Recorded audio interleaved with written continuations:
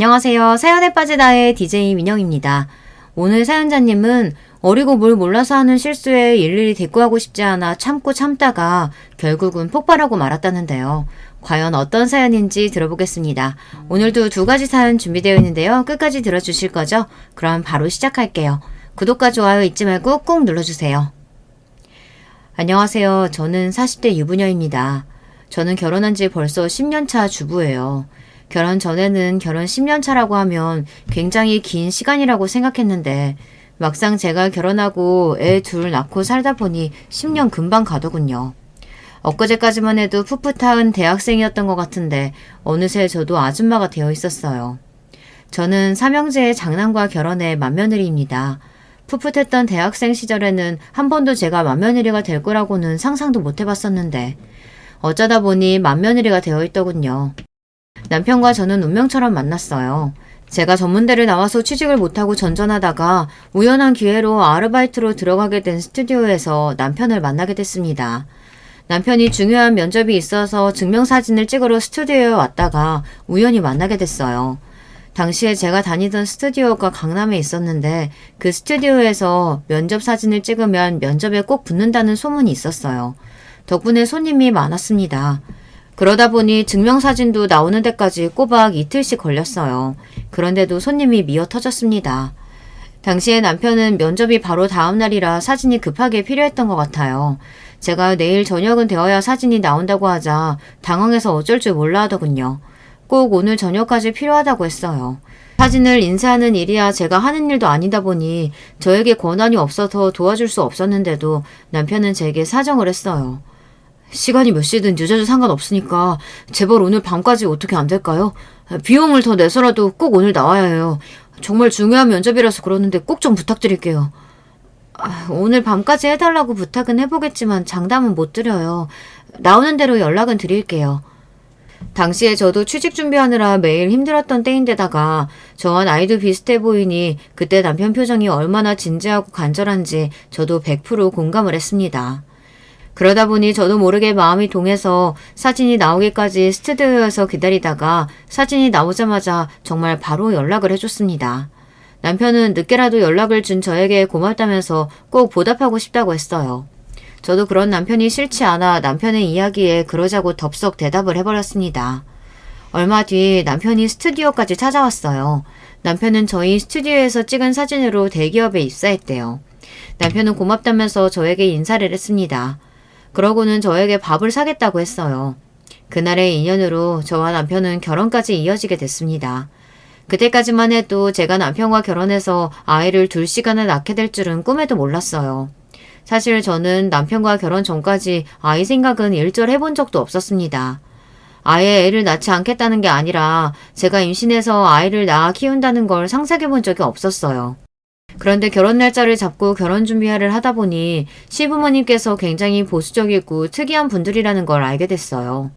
결혼식도 올리기 전부터 제가 결혼 이후 며느리로서 어떻게 살아야 하는지 마음대로 정해주시는데 기가 막혔습니다. 사실 내가 요즘 세상에 4년째도 못 나온 며느리 보게 될 거라고는 생각해 본 적이 없어서 처음 새아기 네가 저 문대 나왔다고 들었을 땐 썩 마음이 좋지 않았다. 근데 내가 또 그렇게 학벌에만 목을 매는 속물 같은 사람은 아니야. 나도 시골 출신인데다가 초졸인데 서울 올라와서 이 정도로 성공했거든. 그래도 큰애 말이 네가 다니는 직장이 튼튼하다고 하니 내가 그 정도에서 만족하기로 했다. 결혼식 날짜를 잡고 인사를 드리러 갔을 때 시아버지께서는 저를 앞에다가 두고 전문대를 나온 건 마음에 안 들지만 직장이 탄탄하니 그거로 됐다고 하셨어요. 그러면서 과거의 일들을 장황하게 늘어놓으시는 시부모님, 두 분이 얼마나 열심히 살아서 그 자리까지 왔는지 끝도 없이 이야기하셨어요. 나랑 너희 시어머니 될 이 사람은 둘 다 10원 한 푼 없이 홀몸으로 서울에 올라와서 지금까지 악착같이 살아서 이 정도로 누리고 사는 거다. 그러니까 너희도 우리가 살아온 대로 쉬지 않고 부지런하게 살아야 한다. 그 정도만 지켜주면 나도 새하게 너를 우리 집 맏며느리로 인정하고 대해줄 테니 그런 줄 알고. 너희 시아버지가 거창하게 이야기해서 그렇지 사실 별거 없어. 그냥 결혼하면 딱 3년만 시부모님 모시고 살면서 우리 집안이 어떤 집안인지 익히고 애는 아들이든 딸이든 상관없이 둘 이상 꼭 낳으면 돼. 아참, 그리고 애 낳아도 일은 꼭 해야 한다. 요즘 세상에 남자 혼자 벌어서는 절대 애들 학비 감당 안 되니까. 시부모님은 당신들만의 규칙이 철저한 분들이었어요. 당신들이 평생 부모님 돌아가시기 전까지 모시고 사면서 애들도 키우고 일도 다 하셨대요. 왜 그렇게 남들은 힘들게 사느냐고 했다는데 시부모님은 두 분 다 본인들 인생에 100% 만족을 하신다고 했습니다. 그렇게 하루도 쉬지 않고 열심히 산 덕분에 지금의 성공을 이룰 수 있었다고요. 우리가 그렇게 안 살았으면 아들 셋을 어떻게 키웠겠어? 며느리로서 우리가 시키는 대로 성실하게만 살아주면 분가할 때 서울에 아파트 한 채랑 애 둘 교육비 정도는 대학 갈 때까지 꾹 지원해 줄 테니 돈 걱정은 하지 말아라. 듣다 보니 시부모님께서 이야기하신 규칙이라는 게 크게 어려운 일은 아닌 것 같았어요. 두 분이 평생 자식 셋을 키우면서 살아본 결과 꼭 필요한 조건들만 며느리인 저에게 요구하시는 거였어요. 내가 살아보니까 아무리 부부라도 서로 지켜야 할 선은 지키면서 살아야 안 싸우고 행복하게 사는 거야. 시부모든 장인 장모든 서로 비교하지 말고 존경하는 마음으로 모셔야 부부가 싸울 일이 없는 거고, 여자도 애 낳는다고 집에서 애만 보고 있으면 절로 심란해져서 괜히 남자 바가지 긁게 돼 있어. 우리가 말하는 것들은 다 너희 위해서 하는 이야기니까 기분 나쁘게 생각하지 말고 시키는 대로 해라. 저도 그때는 아직 어려서 온전히 시부모님의 마음을 이해하지 못했지만 나중에 자식들을 낳고 나니 시부모님이 하셨던 말씀이 무슨 소리인지 이해할 수 있었습니다. 부부가 온전히 서로를 이해하면서 살려면 서로의 부모도 공경하고 각자의 생활도 존중해야 한다는 이야기였죠. 시어머니는 종로에서 크게 한복집을 운영하시고 시아버지는 금은방을 운영하고 계셨어요. 결혼 전까지만 해도 두 분 다 오랫동안 장사를 하신 분들 정도로만 알았는데 결혼하고 보니 그게 다가 아니더군요. 알고 보니 금은방과 한복집이 있는 건물이 다 시부모님 건물이었어요. 두 분 다 젊어서부터 열심히 일해서 그 비싼 종로 땅에 건물을 2개나 가지고 계시더라고요. 처음엔 시부모님께서 하시는 말씀이 다 너무 뜬구름 잡는 이야기인 것 같아 이해가 되지 않았었는데요. 시부모님이 이뤄내신 것들을 점차 알게 되니 왜 그렇게 자식들에게까지 빡빡한 규칙들을 강요하시는지 알겠더라고요. 금은방이랑 한복집은 노년의 취미로 한다고밖에 생각할 수 없었어요. 건물 2채에서 나오는 월세가 어마어마하더라고요. 시부모님은 그 비싼 동네에 100평대의 주택에 사시면서 나중에 아들들이 결혼하면 주려고 투자해둔 재건축 아파트가 2채나 있으시더라고요. 저희 친정 부모님은 두 분 다 성실하게 직장 생활만 하시던 분들이라 서울에 아파트도 하나 간신히 사셨는데 비슷한 연령대의 시부모님께서는 건물도 있고 경제적으로 여유가 있으시니 사시는 환경이 전혀 다르더라고요. 저도 처음 시부모님을 만났을 때는 좀 유난한 분들인 것 같아 어렵고 불편했었는데요. 막상 결혼해서 한 집에서 살아보니 불편한 것보다 좋은 게 더 많았습니다. 특히나 저희 시아버지는 굉장히 합리적인 분이세요. 결혼하기 전에 본인이 직접 이야기하신 것처럼 시부모님이 정하신 규칙대로만 잘 지키면 뭐든 다 지원해 주시더라고요. 처음 결혼했을 때 놀랐던 게 며느리로서 제가 할 일이 별로 없었다는 거예요. 사실 결혼 전 시부모님께서 결혼하면 무조건 3년 동안 합가를 해서 시댁 분위기를 익혀야 한다고 하길래 걱정이 많았습니다. 며느리를 얼마나 부려먹으려고 3년이나 데리고 있으려고 하나 했는데 제가 잘못 생각했더라고요. 막상 시댁에 들어가 보니 제가 할 일이 별로 없었어요. 집도 2층으로 분리되어 있어서 저랑 남편이 2층을 사용했고 시부모님과 시동생들이 1층을 썼어요. 더군다나 집안일을 해주시는 이모님이 일주일에 3일 정도 와주셔서 집안일도 제가 신경 쓸 게 없었습니다. 시부모님과 같이 살면서 시부모님께서 저에게 요구하신 내용은 별거 없었어요. 출근 전 아침 식사는 무조건 내려와서 온 가족이 같이 먹는 것과 출퇴근 외에 외출할 경우만 시어머니에게 이야기하면 됐어요. 그 외에는 남편하고 둘이 외식을 하든 친정에 가든 시부모님이 전혀 신경을 쓰시지 않았습니다. 두 분 다 평소에 모임도 많고 하시는 일도 많아서 집에 계시지 않았어요. 저는 시부모님과 함께 사는데도 생각한 것보다 힘든 점이 없어 오히려 더 놀라웠습니다. 굳이 딱 한 가지 힘든 점을 꼽으라면 집안 행사였어요. 시부모님이 오랫동안 가게를 하기도 했고 워낙 사람을 좋아하시는 분들이라 주변에 아는 분들이 많았어요. 그러다 보니 매일 저녁이면 집에 손님들이 항상 있었습니다. 그럴 때면 며느리로서 2층에 올라가 아무것도 안 하고 있을 순 없다 보니 저도 내려가서 시어머니를 도와 손님들을 챙겼습니다.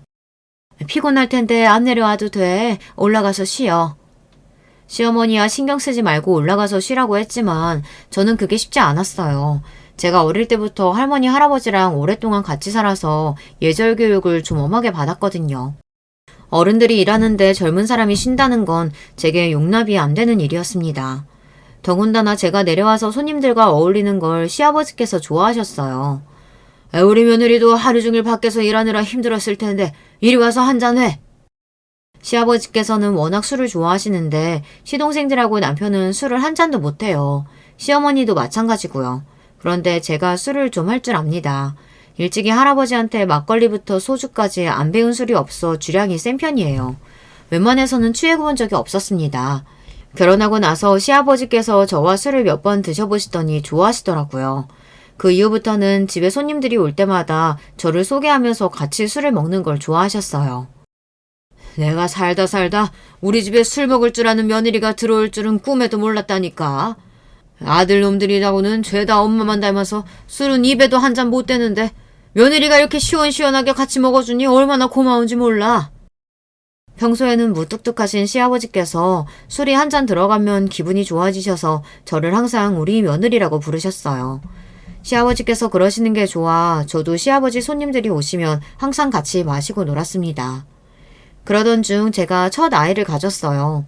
그때를 생각하면 저는 아직도 마음이 뭉클해요.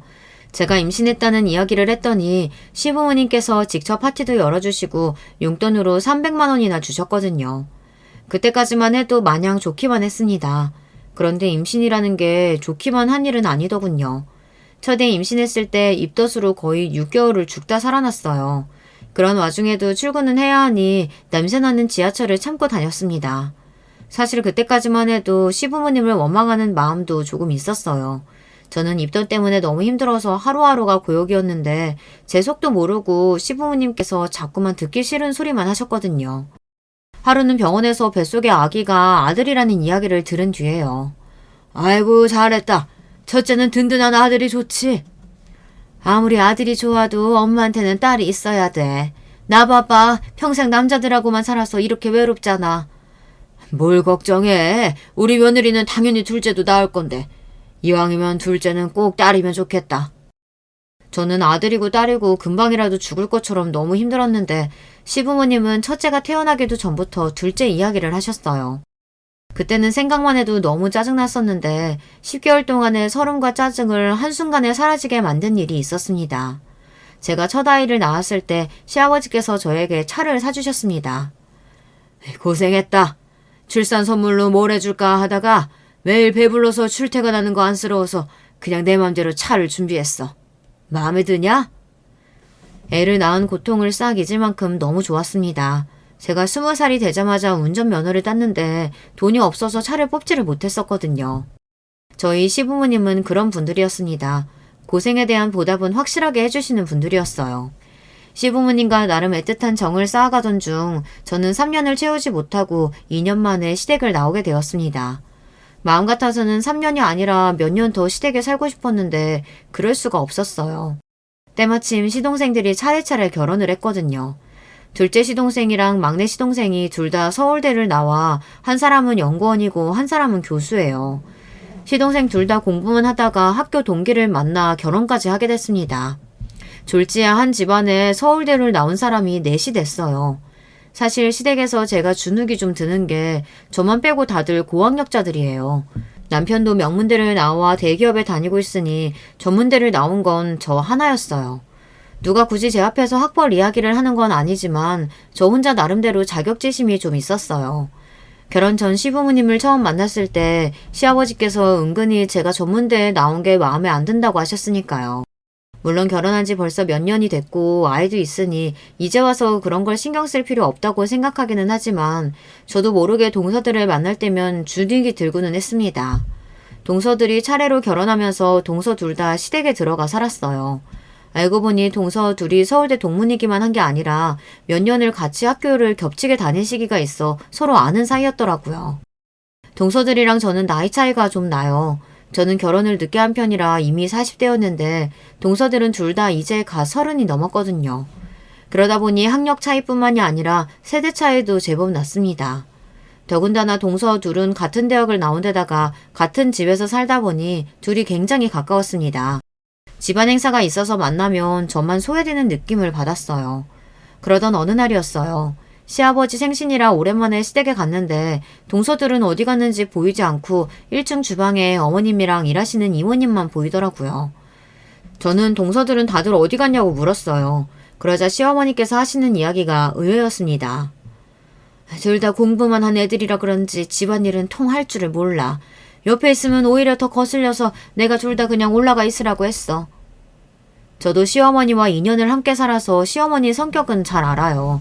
시어머님은 평생 혼자 다 알아서 하시면서 살아온 분이라 자식들에게 힘든 일은 일절 시키지 않는 분입니다. 그럴만하죠. 결혼하신 이후 한복집도 운영하시며 시부모님도 모시고 아들 셋을 키우셨으니까요. 그러다 보니 저랑 살 때에도 항상 아무것도 하지 말고 올라가서 쉬라는 말을 제일 많이 하셨어요. 며느리 일 시키려고 같이 사는 거 아니라고 하시면서요. 저야 옛날 사람이라 어른들이 하지 말라고 쉬라고 해도 알아서 거드는 세대지만 요즘 며느리들은 안 그런가 봐요. 동서들한테 인사라도 먼저 하려고 올라갔더니만 둘 다 2층 거실에 누워서 텔레비전을 보며 낄낄거리고 있더군요. 역시나 동서네들과 세대 차이가 느껴졌습니다. 어른들이 괜찮다고 누워서 쉬라고 하면 정말로 누워서 쉬나 보더라고요. 저는 애써 동서들에게 웃으며 인사하고 내려가서 같이 전이라도 좀 부치자고 먼저 이야기했어요. 1층 주방에 보니까 할 일 많더라. 우리 같이 내려가서 어머님 좀 도와드리자. 안 그래도 도와드리려고 했는데 어머님이 우리가 더 걸리적거린다고 올라가라고 하시더라고요. 일하는 이모님 있는데 우리까지 뭐하러 내려가요. 더군다나 아버님 입맛도 까다로우셔서 우리가 해봐야 맛없다고 투덜거리실 게 뻔해요. 동서들은 제 말에도 전혀 내려가 볼 생각이 없는 것 같았습니다. 저는 안 되겠다 싶어 저라도 내려가려고 했는데 동서들이 슬쩍 저더러 들으라는 식으로 중얼거리더라고요. 형님은 전을 조금 붙일 게 아니라 생신상을 아예 차려드려야 하는 거 아니에요? 맏아들이라고 제일 크고 좋은 아파트 받아서 이사하셨는데. 큰동서가 농담인 듯 말을 꺼냈지만 분명 그 말에 가시가 있었습니다. 동서 말이 틀린 건 아니에요. 시동생들이 결혼하면서 제가 분가하게 되자 시아버지께서 투자해 주셨던 아파트 중 평수가 가장 큰 아파트를 저희에게 증여해 주셨거든요. 형님은 좋겠다. 첫째 낳을 때 차도 사주셨다면서요? 형님 이야기 듣고 저 너무 부러워서 결혼하자마자 애 가지려고 노력하고 있잖아요. 둘째 낳으면 뭐 해주신다고 하세요? 첫째가 차면 둘째는 명품백? 동서들은 연신 결혼하고 나서 시아버지에게 뭘 받았느냐고만 물었습니다. 듣다 보니 괜히 민망하고 뻘쭘하더라고요. 그뿐만이 아닙니다. 동서들은 제가 생각한 느낌이 아니었어요. 저도 결혼하고 몇 년 동안 며느리는 저 혼자라 빨리 동서들이 생겼으면 했어요. 저는 친정에도 오빠만 있고 여자 형제가 없어 동서들이 생기면 자매처럼 같이 놀러도 가고 쇼핑도 같이 가고 싶었습니다. 그런데 그건 제 생각이더군요. 동서들은 저와 어울리고 싶어 하지 않는 것 같았어요. 시댁에 잠깐 일이 있어서 만나도 은근히 저를 소외시켰어요. 특히나 동서 둘이 같은 대학을 나왔다는 이야기를 자주 하며 겹치는 지인이 많다 보니 자기들끼리만 아는 이야기를 하며 제가 끼어들 틈을 주지 않았죠. 그런 일이 자주 있고 나서는 저도 굳이 동서들과 친해지려고 노력하지 않았어요. 사실 저도 당시에 애 둘 낳고 키우면서 직장 생활하느라 정신이 없었거든요. 시아버지께서 결혼 전에 정한 규칙 중 하나가 아이를 낳아도 일은 꼭 해야 한다는 거였습니다. 물론 그 규칙 때문에 억지로 일하는 건 아니었지만 힘든 순간이 한두 번이 아니었습니다. 그만큼 시부모님께서 챙겨주시기는 했어요. 일이 생길 때마다 시부모님이 애들을 봐주시기도 했고 아이들 교육비를 일체 다 시부모님이 지원해 주셨어요. 요즘 애들이 다들 영어 유치원에서 사립초등학교까지는 필수 코스라는데 우리 귀한 손주들도 그 코스대로 해야지. 돈 걱정은 하지 말고 할 수 있는 건 다 시켜. 그래. 요즘은 우리 애들 키울 때랑 달라서 수영도 해야 되고 악기도 한두 가지 할 줄 알아야 한다더라. 한 살이라도 어릴 때야 금방 배우니까 뭐든 알아봐. 요즘 엄마들 사이에서 애들 교육 제대로 시키려면 아빠의 무관심과 시부모님의 경제력이 필수라더니 우리 집이 딱 그 모습이었어요. 시부모님은 저와 남편이 성실하고 열심히 사는 만큼 저희 아이들에게 정성과 지원을 아끼지 않으셨습니다. 동서들도 시댁에서 분가에 나오면서 조카들을 낳았어요. 그런데 당시에 저한테 문제가 좀 있었습니다. 제가 둘째 낳고 몸이 좀 안 좋아서 갑상선에 간단한 수술을 좀 했어요. 그때 남편이 아무래도 걱정이 됐는지 일을 좀 쉬라고 해서 애들 낳고 처음으로 회사에 육아휴직을 내고 조금 쉬었습니다. 당시에 시부모님도 걱정을 많이 하셨어요. 그러시면서 저에게 직장생활 말고 다른 일을 해보고 싶은 게 없냐고 하셨어요. 내가 지금까지 큰애 너를 보다 보니까 성실하고 성격도 좋은 게 장사하면 잘할 것 같다. 지금이야 몸도 아직 회복 덜 됐으니까 몸 좀 회복되면 하고 싶은 거 찾아봐. 내가 도와줄게. 직장 다니는 거 말고는 생각해 본 적이 없었는데 아버님께서 그렇게 말씀해 주시니 저도 애들 아빠랑 한번 상의해 볼게요. 그래. 애들도 이제 제법 컸는데 언제까지 남의 밑에서 일만 할 거야? 푹 쉬면서 천천히 생각해 봐라. 시아버지의 제안에 저는 사실 놀랐습니다. 시부모님께서 아이 키우면서 엄마가 행복하려면 엄마도 자기 일이 있어야 한다고 항상 말씀하시기는 했지만 이 정도로 저를 생각해 주시는지는 몰랐어요. 그런데 그때 옆에 있던 동서들이 시아버지의 말씀에 입술을 삐죽이더니만 말을 끼어들였어요. 어머 아버님, 저도 동서랑 둘이 학원 차리고 싶다고 저번부터 말씀드렸잖아요. 동네에 딱 좋은 자리 있다고. 근데 왜 갑자기 형님만 하고 싶은 거 해준다고 하세요? 시아버님의 제안도 뜬금없었지만 큰동서의 말이 이해가 되질 않았습니다. 자식들이 일이 생길 때마다 시부모님이 지원해 주시는 게 당연한 일은 아닌데 시아버지께서 제가 조금 힘들다고 바로 도와주시겠다고 하시니 저는 사실 조금 부담됐어요.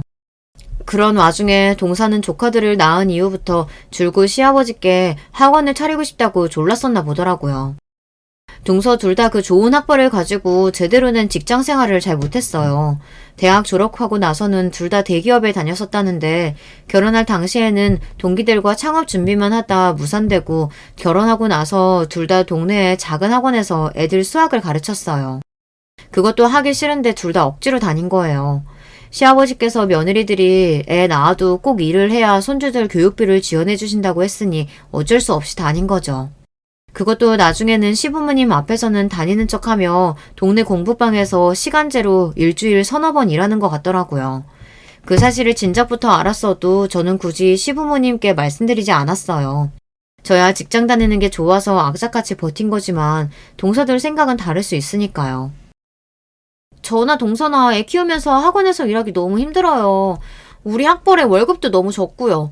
이럴 바에야 차라리 저랑 동서랑 둘이 학원 운영하면 서로 애들도 같이 키워주면서 하고 너무 좋을 것 같은데 아버님이 좀 도와주시면 안 돼요? 저랑 형님이랑 둘이 워낙 잘 맞아서 같이 운영하면 학원은 100% 성공할 거예요. 서울대 출신 강사가 둘이나 있는데 동네 엄마들 모으는 거야 일도 아니죠. 동서들은 겪으면 겪을수록 참 신기해요. 아마도 둘 다 서울대라는 훌륭한 간판을 믿고 살아오다 보니 세상에 무서운 게 없어서 그런 거겠지만 시부모님 앞에서 당당하게 본인들이 원하는 걸 요구하는 걸 보면 저는 너무 신기했어요. 둘 다 능력 있는 거야 내가 잘 알지. 근데 사업은 다른 영역이다. 둘 다 공부하는 것 말고 따로 제대로 직장 생활도 몇 년 안 했는데 학원 차리기엔 일러. 정 학원이 하고 싶은 거면 둘 다 제대로 된 학원에서 몇 년 경험해보고 그때 돼서 자신 있으면 다시 이야기해. 가능성이 있겠다 싶으면 도와줄 테니까. 시아버지는 철저한 비즈니스맨이에요. 자식이라고 무턱대고 지원을 아끼지 않는 분이 아닙니다. 당신이 투자할 만한 가치가 있어야 먼저 이야기를 하시더라고요. 그날 동서들이 아무래도 기분이 나빴나 봐요. 제가 수술받고 아파서 우리 집에 다들 문병을 온 거였는데 시아버지께서 동서들 학원 이야기는 거절하시고 저더러 하고 싶은 일이 있으면 생각해보라고 한 게 빈정이 상했는지 어른스럽지 못하게 굳이 제 큰아들에게 안 해도 될 막말을 했나 보더라고요. 당시에 아들이 초등학생이었는데 방에서 수학 숙제를 하고 있었어요. 그런데 작은 동서가 제 아들을 도와준다고 하며 문제집을 들춰봤나 보더라고요. 잠시 뒤 동서랑 시부모님이 돌아가시고 나서 아들이 저에게 뜬금없는 질문을 했어요. 엄마, 공부는 유전이라는데 엄마가 전문대 나왔으니까 나도 백날 해봐야 소용없는 거야? 아무리 해도 좋은 대학 못 가? 저는 기가 차서 도대체 그런 소리를 어디서 들었느냐고 물었습니다. 그러자 아들이 우물쭈물 하더니 작은 엄마가 그랬다고 그러더라고요. 저는 아들이 작은 엄마라고 하길래 당연히 작은 동서가 그런 줄 알고 곧장 바로 작은 동서에게 전화해서 지랄을 했어요. 동서가 내 아들한테 그런 소리를 했냐고요. 그러자 동서는 본인이 그런 적 없다고 딱 잡아댔습니다. 제가 설마 조카한테 그런 소리를 했겠어요? 형님은 도대체 저를 어떻게 생각하시는 거예요? 동서가 너무 아니라고 우기니 저도 더는 할 말이 없었습니다. 애초에 동서들이랑 잘 맞지 않았지만 그날 이후 확실히 알았어요. 저와 동서들은 도저히 가까워질래야 가까워질 수 없다는 걸요. 동서들이 서울대를 나왔다는 거야 익히 들어서 알고 있었지만 그렇다고 그게 제가 동서들 앞에서 기죽을 일은 아니었어요. 서울대만 나오면 뭐래요. 직장 생활이라고는 제대로 해본 적 없이 결혼해서 애들 낳고 일하기 싫어서 동네 공부방에서 애들 가르치면서 아르바이트비나 벌고 있는데요. 그것도 하기 싫은 거 혹여나 시부모님께 혼날까봐 억지로 하는 거예요. 시부모님은 젊을 때는 여자든 남자든 무슨 일이 있어도 많이 벌든 적게 벌든 일을 해야 한다고 생각하시는 분들이라 며느리들도 일을 안 하면 일절 손주들 교육비를 지원해주지 않겠다고 하셨거든요. 동서들이 시부모님께 지원받기 위해 대충 일하는 척만 하고 있다는 걸 저는 알고 있었어요. 조카들이 한 번씩 이야기하는 걸 들어보면 동서 둘 다 일도 하다가 말다가 하는 것 같더라고요. 동서들이 일을 하든 말든 사실 저하고는 상관없습니다. 저야 시부모님이 하시는 이야기가 다 맞는 말이라고 생각했지만 동서들은 다르게 생각할 수도 있잖아요. 각자 알아서 사정에 따라 하면 되는 거라고 생각해요. 하지만 동서들 하는 짓이 자꾸만 제게 거슬리는 건 바로 저를 무시하는 행동들 때문에 그래요. 막내 동서가 결혼한 지 얼마 되지 않았을 때부터 큰 동서랑 둘이 같은 서울대 출신이라고 쿵짝이 맞아 은근 저를 따돌렸거든요. 같이 있을 때 할 이야기도 많은데 꼭 자기들끼리만 아는 학교 이야기를 하고 교수님 이야기를 했어요. 저는 전혀 모르는 이야기들이다 보니 끼어들 수도 없는데 말이죠. 그럴 때면 꼭 마지막엔 저를 생각해주는 척해요. 어머, 또 저희들끼리 신나서 떠들어버렸네요. 죄송해요. 학교 이야기만 나오면 워낙 할 얘기가 많아서 끝이 없네요. 괜찮아. 동서들이 같은 학교 나왔으니 얼마나 신기하고 재밌겠어. 나는 괜찮으니까 편하게들 이야기해. 그럴 때마다 저는 애써 아무렇지 않은 척 쿨하게 대답하곤 했지만 마음속으로는 기분이 나쁠 때가 한두 번이 아니었어요. 그냥 자기들끼리 학교 이야기나 하고 교수들 이야기나 하는 정도면 저도 그냥 웃어 넘기고 말죠. 그런데 꼭 대학 이야기가 나오면 결국엔 전문대를 나온 저를 무시하는 말을 하곤 했어요. 저는 전문대 나온 사람들 보면 사실 이해가 안 됐어요. 어차피 전문대는 개나 소나 다 가는 대학인데 그럴 바엔 차라리 그냥 대학 안 나오고 고졸로 바로 취직하는 게 시간 낭비도 안 하고 더 나은 거 아닌가 해서요. 맞아. 어차피 나오나마나 한 학교에 비싼 등록금까지 내고 뭐하러 다니는지 몰라. 그냥 똥통 정문대 출신으로 바로 취직하기 무서우니까 뭐 돈이라도 내고 놀러 다니는 거 아니겠어? 공부만 한 사람들이라 그런지 동서들이 말하는 걸 보면 가끔 너무 배려심이라고는 없이 이야기할 때가 있었어요. 전문대를 나온 제가 버젓이 옆에 있는데도 아랑곳하지 않고 마치 서울에 있는 4년대 대학만 진짜 대학이고 나머지는 대학도 아닌 것처럼 무시하곤 했어요. 처음에는 저도 그러려니 넘어갔어요. 제가 공부 안 해서 별 볼 일 없는 전문대를 나온 것도 사실이고 동서들이 서울대를 나온 게 대단한 것도 사실이니까요. 그런 와중에 동서들이 결국은 선을 넘고야 말았습니다. 제가 지금까지 참아준 것도 모르고 그날은 아주 작정하고 제 속을 뒤집었어요. 발단은 이랬습니다. 큰 동서랑 작은 동서 애들이 같은 유치원에 다녀요. 조카들 다니는 유치원 친구 엄마 중에 유독 동서를 싫어하는 애엄마가 하나 있었어요. 가끔 그 엄마 이야기가 나오면 둘 다 흥분해서 욕을 하더라고요. 오늘 애 데리러 오는데 입은 옷 보셨어요? 애엄마가 무슨 옷을 그렇게 화려하게 입고 다녀요? 나는 무슨 파티라도 가는 줄 알았어요. 남편이 힘들게 남의 이 들여다보면서 번 돈으로 여자가 사치 부리는 거지 뭐. 집에서 일도 안 하고 노는 여자가 무슨 그렇게 비싼 명품만 입는지 몰라. 정말 꼴 보기 싫다니까. 저야 모르는 사람이니 옆에서 듣고만 있었지만 잠깐 들어도 동서들이 왜 그렇게 싫어하는지 알겠더군요. 그 집 아빠가 치과 의사이고 그 집 엄마가 꽤 화려한 스타일이니 셈이 나서 싫어하는 거였어요. 그런데 최근에 또 그 엄마랑 일이 조금 있었나 보더라고요. 하필이면 그 집 애랑 큰동선의 조카랑 생일이 똑같아서 같은 날 생일 파티를 잡았답니다. 그런데 그 의사 아빠네 집 애가 동네에서 비싸기로 유명한 고급 식당 룸을 빌려 애들을 초대했다네요. 동선에는 그냥 동네 작은 키즈 카페를 빌려 하기로 했는데 서로 친구들이 겹치다 보니 다들 큰동서 조카 생일 파티가 아니라 의사 남편을 둔 집 아이 생일 파티에 가겠다고 했나 봐요. 그 일로 실망한 조카가 집에 와서 매일 울었나 봐요. 준서도 이유리 생일 파티 간다고 하고 오세연도 이유리 생일 파티 간대. 거기가 식당도 더 크고 좋다고. 이러다가 내 생일 파티 아무도 안 오는 거 아니야?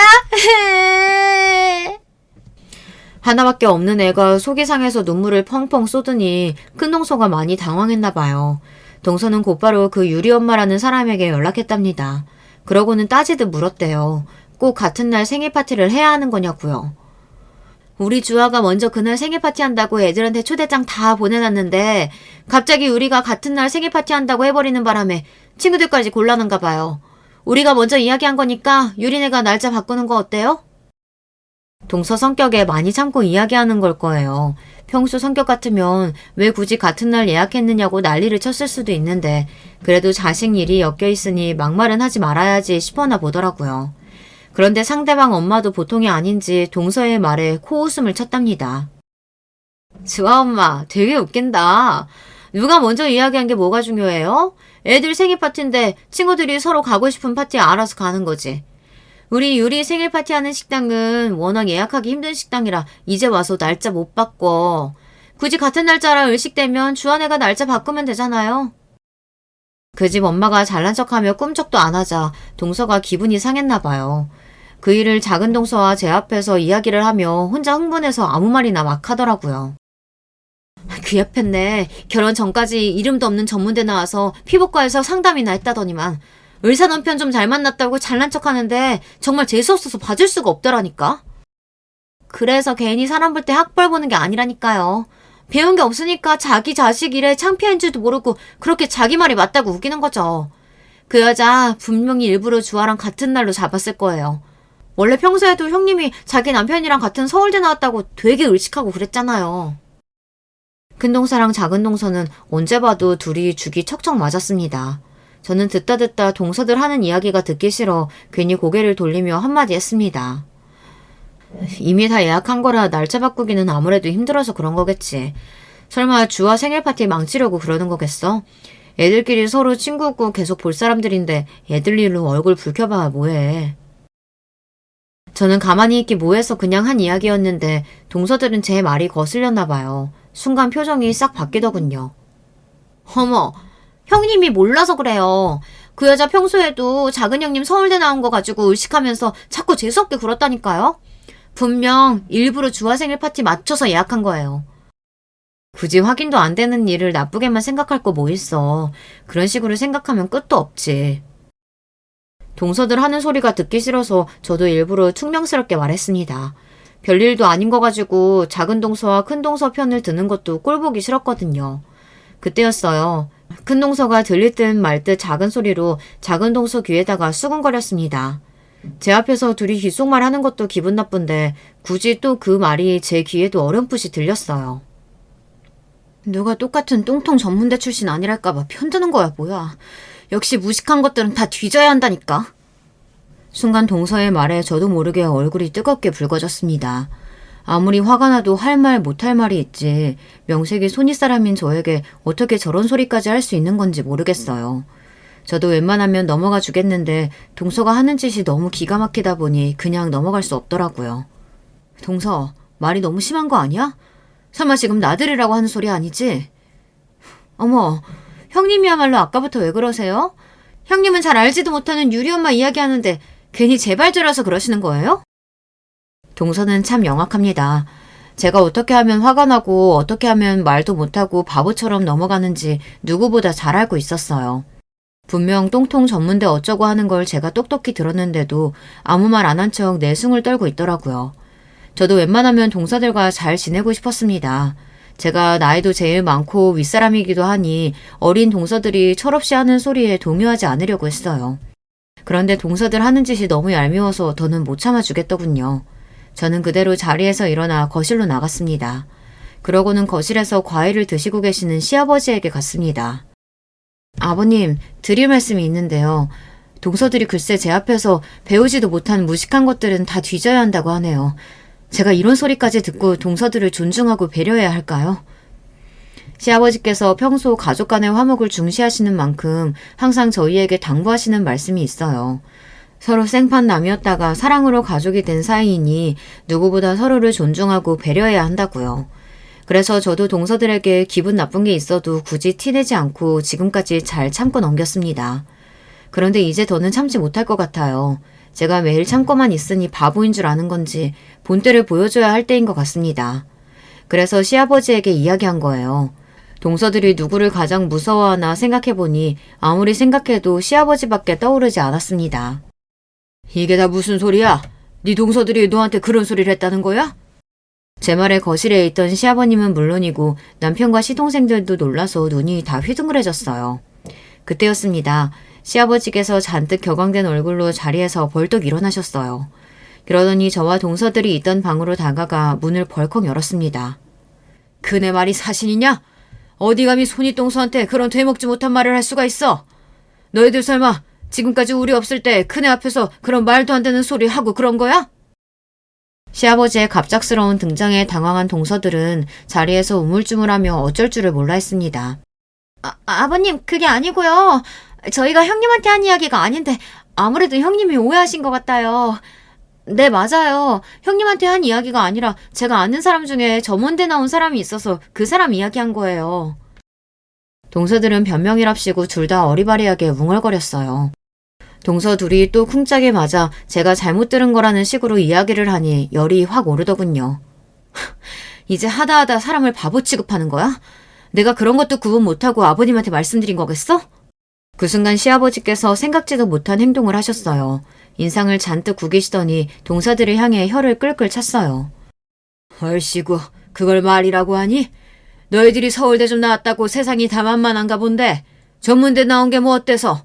그네가 전문대 나왔어도 며느리 셋 중에 자기 밥벌이 해는 애는 그네밖에 없어. 자기를 착실하게 하면서 애들도 얼마나 똑똑하게 잘 키웠냐? 너희들은 그 좋은 대학 나와서 하는 일도 없이 나한테 생활비 받았으면서 뭐가 잘났다고 잘난 척이야? 아버님 오해하신 거예요. 저희 정말 형님한테 그런 일들로 그런 거 아니에요. 내가 너희를 하루 이틀 보냐? 내가 말을 안 해서 그렇지. 너희들이 서울대 나왔다고 은근슬쩍 큰애 무시하는 거 나도 느낀 거 한두 번이 아니다. 저도 사실 조금 놀랐어요. 시아버지께서 저를 예뻐하시는 줄은 알고 있었지만 동서들 앞에서 대놓고 제 칭찬을 하신 적은 없었거든요. 그런데 제가 열심히 사는 걸 시아버지께서도 알아봐 주신다고 생각하니 너무 기분이 좋더라고요. 여기서 끝이 아니었습니다. 시아버지는 이대로 그냥 넘길 수 없다며 단호하게 이야기하셨어요. 너희처럼 똑똑하고 잘난 며느리들이 시골에서 국민학교 간신히 졸업한 나 같은 시아버지한테 받은 돈으로 자존심 상해서 지금까지 어떻게 살았냐? 앞으로는 무식한 국졸 출신 이 시애비는 아무것도 안 하고 가만히 있으려니까 서울대 나온 너희들이 알아서 벌어서 네 새끼들 키워라. 시아버지는 그 자리에서 앞으로 동서들에게 손주들 교육비로 주시던 생활비를 일절 끊겠다고 하셨어요. 그러자 동서들의 반발이 심했습니다. 아버님 무슨 말씀하시는 거예요? 저는 큰형님한테 학교 이야기 같은 거 한 적 없어요. 작은 형님이 자꾸 큰형님 전문대 나왔다고 무시하시니까 그냥 저는 옆에 가만히 있었던 것 뿐이에요. 저는 큰형님 열심히 사시는 거 너무 멋있다고 생각한다니까요? 어머 동서, 지금 뭐 하는 거야? 아버님이 교육비 안 준다니까 곧바로 나한테 덤탱이 씌우는 거야? 맞잖아요. 맨날 큰형님 전문대 나와서 말 안 통한다고 빼고 보자고 그런 것도 형님이잖아요. 그것뿐이에요? 저번에 큰형님 애들 다 큰형님 닮아서 공부 못한다고 애들 앞에서 이야기한 것도 큰형님이었잖아요. 어머, 세상에 믿을 사람 없다더니 내가 말할 때 옆에서 훈수 두고 더한 소리 한 게 누군데 이래. 아버님 계신 데서 내가 다 까발릴까? 동서들은 하다하다 시아버지 앞에서 둘이 싸우고 가관이 아니었습니다. 가만 보면 저런 사람들이 어떻게 우리나라에서 제일 좋은 대학을 나왔나 싶어요. 에휴 시끄러워. 서울대 나면 뭐하냐. 어른이 있든 말든 이렇게 무식한 짓거리를 하는데 나 한 번 뱉은 말은 절대 안 바꾸는 거 알지? 다음 달부터 바로 교육비 지원 없으니까 그런 줄 알아. 시아버지는 한 번 더 단호하게 이야기했습니다. 그러고는 동서들과 시동생들에게 꼴도 보기 싫으니 집으로 돌아가라고 하셨어요. 동서들은 그 와중에도 자기들이 뭘 잘못했는지도 모르고 둘이 티격태격 싸우다가 주방에 계시는 시어머니에게 달려가 도와달라고 애원했어요. 하지만 소용없었습니다. 으이그 너희들 언젠가 그럴 줄 알았다. 그러게 큰애 건드리지 말라 그랬지? 어린 것들이 어디 한참 나이 많은 형님한테 대들기를. 시어머니는 혀를 끌끌 차시며 동서들을 내보냈습니다. 동서들은 가면서도 연신 둘이 서로를 탓하며 미간을 구겼어요. 그 모습에 시동생들까지 화가 나서 그만하라고 호통을 쳤습니다. 그만들 못해? 집안 풍비박산 내놓고 아직도 정신을 못 차리겠어? 왜 나한테 소리 지르고 그래? 시작은 동서가 먼저 했다니까? 이제 어쩔 거야? 동서 때문에 우리 다 나락가게 생겼잖아. 그러게, 형님이야말로 왜 할 말 못하면 구분을 못하고 그러는데요. 그로부터 얼마 뒤 동서들은 저희 가게에 찾아왔어요. 그러더니 한다는 행동이 기가 막혔습니다. 둘 다 의미심장한 표정으로 갑자기 바닥에 무릎을 꿇고 앉더라고요. 그러더니 하는 행동이 여전했어요. 동서 둘이 서로 눈치를 보더니만 어깨를 툭툭 치며 서로 말하라고 티격태격했어요. 형님, 저희가 지금까지 너무 철없이 굴어서 힘드셨죠? 저희가 너무 공부만 하고 살아서 이렇게 세상 물정을 몰라요. 저희가 정말 형님을 무시해서 그랬겠어요? 다 형님이랑 친하게 지내고 싶어서 너무 허물없이 굴다 보니까 그런 거예요. 맞아요. 아버님께서 형님이 저희 용서해 주시고 사과 받아주시면 교육비 다시 지원해 주신다고 했어요. 그러니까 형님이 아버님께 말 좀 잘해주세요. 제발요. 몇 주 동안 시부모님 때 문지방을 다 닳도록 왔다 갔다 하더니만 결국은 저에게 사과하고 교육비 지원을 다시 받겠다고 했다나 봐요. 내가 뭐하러 동서들을 용서해줘? 그날 이후로 동서들 안 보고 사니까 나는 아주 속이 다 시원한데. 그랬습니다. 그날 이후 동서들 얼굴 안 보고 사니 스트레스 받을 일 없어서 속이 다 뻥뻥 뚫리더군요. 제 말에 동서들은 똥 마려운 새끼 강아지 같은 얼굴을 하고 끙끙거렸어요. 저희가 어떻게 해야 마음이 풀리시겠어요? 형님이 시키는 대로 할게요. 동서 뭐해? 가서 우리 화장실 청소라도 하자. 그래요. 형님, 저희가 앞으로 오전에 자주 와서 화장실 청소도 하고 굳은 일은 다 우리 시키세요. 형님이 저희 때문에 상처받으실 만큼 저희가 잘할게요. 동서들의 행동에 저는 기가 차서 코웃음이 다 나왔습니다. 저는 동서들에게 괜한 짓 하지 말고 원래 하던 대로 하라고 했어요. 그날 이후 동서들은 정말 아침마다 와서 가게 화장실 청소를 도와주질 않나, 시키지 않아도 손님들 상대까지 하고 있어요. 그러던 어느 날이었어요. 시아버지께 연락이 왔더라고요. 동서들이 저에게 사과했냐고요. 내가 그 깡시골에서 국민학교 간신히 졸업하고 서울 올라와 별꼴 다 보면서 살았지만 너희 동서들같이 멍청한 애들은 처음 봤다. 도대체 그 머리로 서울대는 어떻게 들어갔는지 몰라. 그러니까 똑똑하고 현명한 큰애, 네가 마음 쓰지 말고 풀어라. 앞으로 내가 네 동서들 단속 확실히 하마.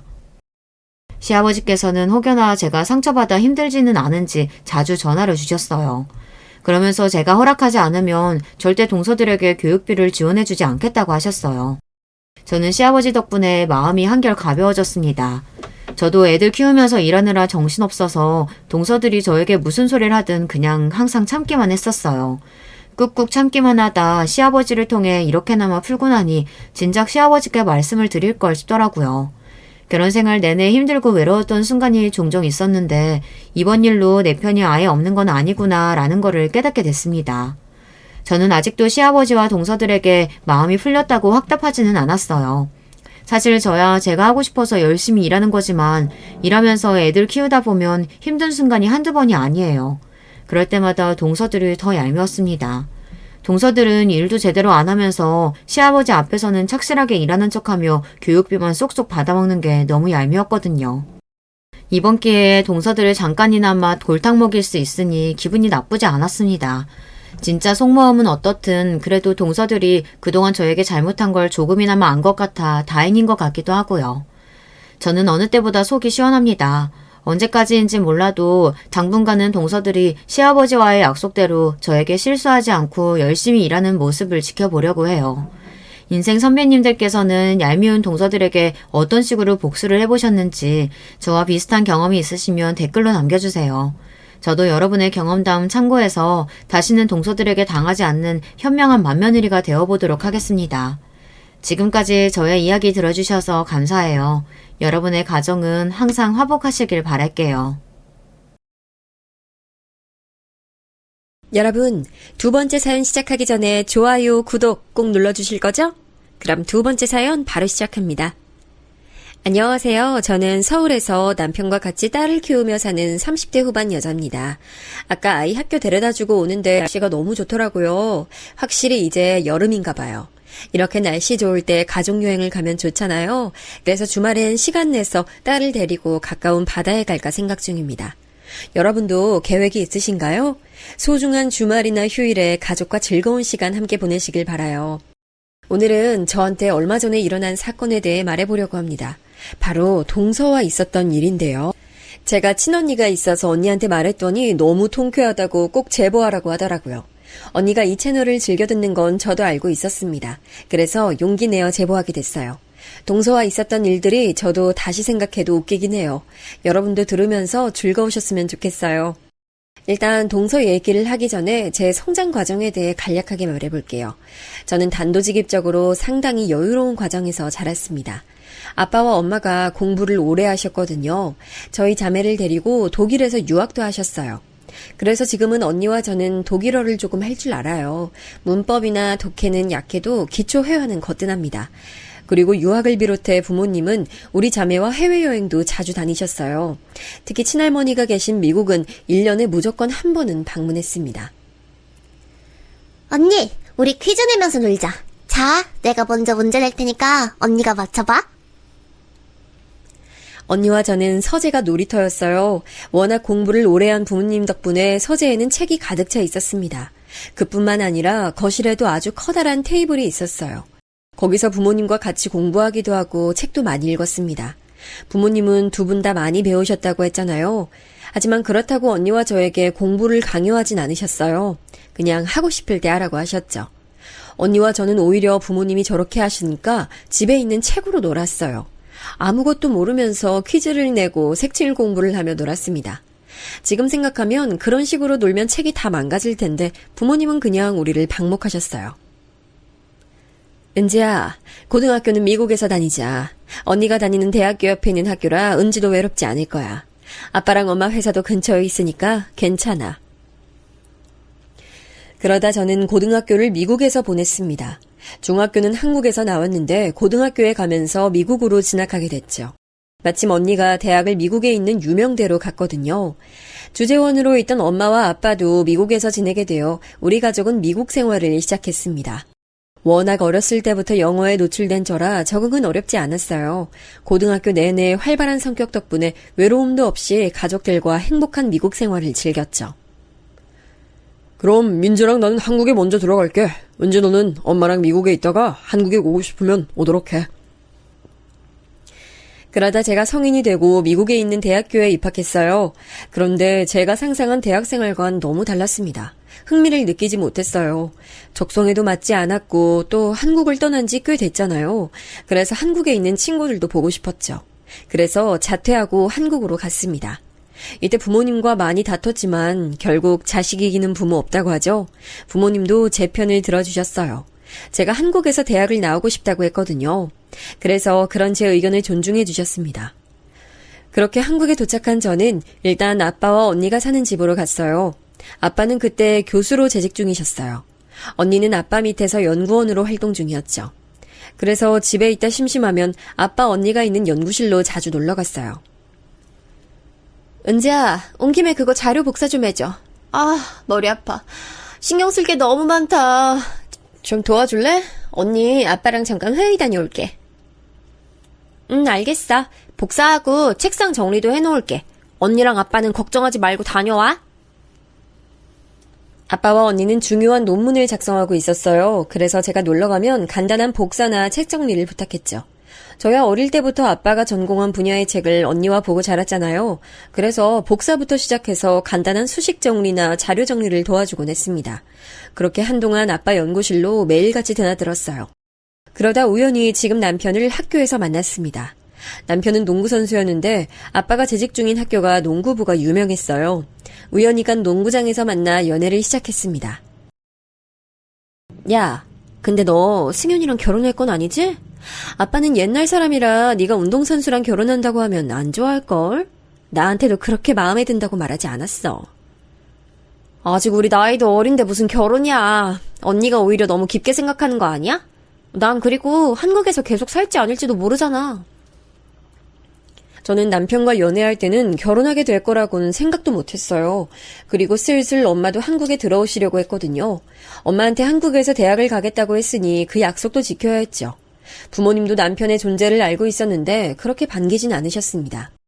왜냐하면 언니가 그때 마침 졸업했는데 형부도 배울 만큼 배운 똑똑한 사람이었거든요.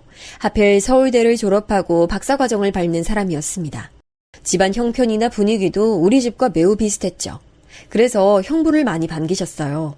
근데 제가 만나던 사람은 운동하는 사람이니 그렇게 좋아하진 않으셨습니다. 그렇다고 운동하면 다 무식하다고 생각하거나 그런 건 전혀 아니에요.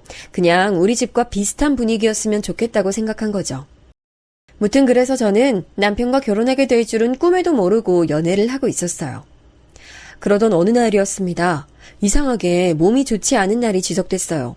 계속 졸리기도 하고 음식도 자꾸 입에 들어가더라고요. 그리고 가장 결정적으로 생리도 밀렸습니다. 직감적으로 순간 머릿속에 혹시 임신 아닐까 하는 생각이 들었어요. 바로 병원으로 갔습니다. 축하드려요. 임신 맞습니다. 지금 3달 정도 되셨네요. 네? 임신이요? 선생님, 다시 한 번만 봐주세요. 제가 진짜 임신한 게 맞나요? 네, 맞습니다. 지금 여기 들어보시겠어요? 아기 심장 뛰는 소리. 들리시죠? 임신 확실합니다. 너무 청천벽력 같은 소리라 믿기지 않았어요. 너무 어린 나이였고 대학도 가지 않은 상태였으니까요. 그런데 아기 심장 소리를 들어보신 분들은 아실 텐데 막상 소리를 들으니 지우기도 쉽지 않았습니다. 저는 모성애라는 게 전혀 없는 줄 알았거든요. 그래서 언니가 아기가 생기면 모성애가 생긴다는 말을 들었을 때 코웃음을 치기도 했죠. 그런데 막상 제가 직접 귀로 들으니 아기를 지운다는 건 말도 안 됐죠. 그리고 바로 남친에게 연락해서 상황을 알렸어요. 그래? 나는 우리 아기 낳아서 키우고 싶어. 생명이고 소중한 존재잖아. 우리한테 와준 게 행운인데 우리가 부모님 잘 설득해서 낳는 게 어때? 남편 말을 들으니 저도 순간적으로 용기가 생겼습니다. 지금 생각하면 참 어려서 가능한 생각이었어요. 그런데 또 막상 부모님께 말하는 건 절대 쉬운 일이 아니더라고요. 입이 도저히 떨어지지 않았습니다. 하지만 배는 점점 불러오고 있었어요. 설상가상으로 엄마도 미국에서 완전히 한국으로 넘어오셨죠. 그래서 남편과 저는 그냥 일단 매도 빨리 맞는 게 좋다 생각하고 무작정 우리 집으로 먼저 찾아갔습니다. 이게 지금 무슨 소리야? 말이 되는 소리를 내야지. 임신한 것도 기가 막히는데 뭐 결혼? 당장 지워! 자네가 생각이 있으면 처음 임신 소식 알았을 때 지우자고 했어야지. 남의 집 귀한 딸 임신시켜서 인생 망칠 일 있어? 아이고 내 팔자야. 엄마, 괜찮아? 여보 물 좀 떠다 줘. 너희 지금 제정신이니? 갑자기 임신 소식을 알리는 것도 웃긴데. 죄송합니다. 제가 면목이 없어요. 하지만 저희 아이는 꼭 지키고 싶어요. 제가 어떻게든 책임지겠습니다. 책임을 지면 얼마나 잘 책임진다고 그 소리야? 자네가 막말로 뭐 얼마나 대단하다고 우리 딸을 결혼시켜. 당신 양심이 있어 없어? 저는 아빠가 그렇게 타인에게 화를 내는 건 처음 봤어요. 목에 핏대까지 서서 삿대질하며 남편에게 소리를 지르셨죠. 엄마는 심지어 뒷목을 잡고 쓰러지셨어요. 친언니와 그 조용한 형부마저 남편을 째려봤습니다. 반응이 안 좋을 거란 건 예상했는데 이 정도일 줄은 전혀 몰랐어요. 남편은 계속 고개를 숙여 죄송하다는 말을 했습니다. 그런데 이상하게 이렇게 가족들이 반대하니 저는 더 아이를 지키고 싶더라고요. 머리를 밀어버리던가 해야지. 밖에 아예 못 나가게. 대학 간다며. 대학은 무슨 지금 인생이 꼬이게 생겼잖아. 내가 이러라고 너 애지중지 키웠어? 아빠랑 엄마랑 언니랑 그래. 다 속상한 거 알겠어. 근데 나는 절대 못 줘. 이야기 내가 끝까지 지킬 거야. 가족들과 처음이자 마지막으로 큰 소리를 내며 싸웠던 날이 바로 저날이에요. 그렇게 싸우고 한동안 엄마는 저와 눈도 안 마주쳤습니다. 아이를 지을 게 아니면 아예 말도 걸지 말라고 하셨죠. 하지만 저도 고집이 만만치 않거든요. 그래서 끝까지 버텼습니다. 그리고 몰래 시댁에도 인사하러 갔어요. 당황스럽긴 해요. 아들에게 미리 들어서 사정은 알겠는데, 아휴. 우리 아들도 그렇고 아가씨도 그렇고 아직 너무 어려서 걱정이 됩니다. 아기가 아기를 낳는다는데 아유 이게 또 딸 가진 부모랑 아들 가진 부모 입장이 다르니까 참.